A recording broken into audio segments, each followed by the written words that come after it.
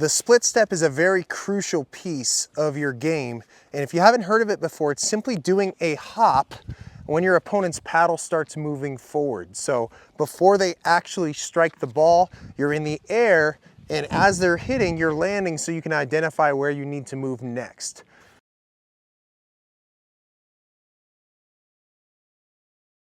One thing that I see players do a lot is they'll hit a ball and they'll start running forward, but they don't split step, so they can't react properly to their opponent's ball, right? I think they might be worried about getting into a good volley position rather than focusing on being ready when the opponent is hitting. And so if I hit the ball and start going forward, I need to stop for a brief moment when my opponent hits the ball so that I can then change direction.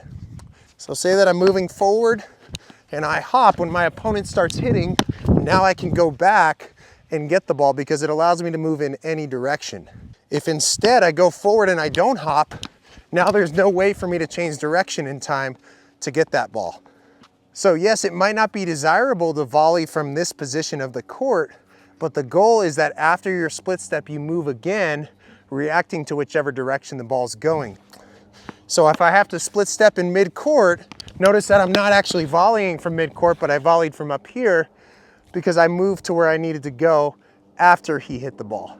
Versus that same ball, if I don't split step, even if he hits it right to me, I'm out of control, right? I'm moving forward too fast. I don't have the ability to change direction at all because I didn't do that simple little hop.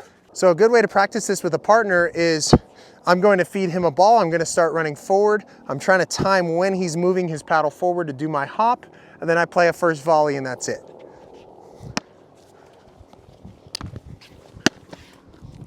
The other thing I want you to notice about our split step is it's not making a lot of noise. If you're making a lot of noise on the ground, that means you're landing too hard and your heels are not off the ground. We ideally want our heels to be off the ground so we're in a good athletic position so then we can push in any direction quickly. If our heels land flat on the ground, it defeats the purpose because then we still have to bend before we can move.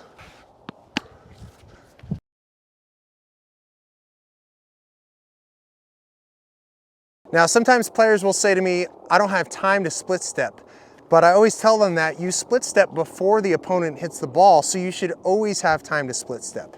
And it's much better to be ready, even if you're in a bad position, than to be in a good position but not ready.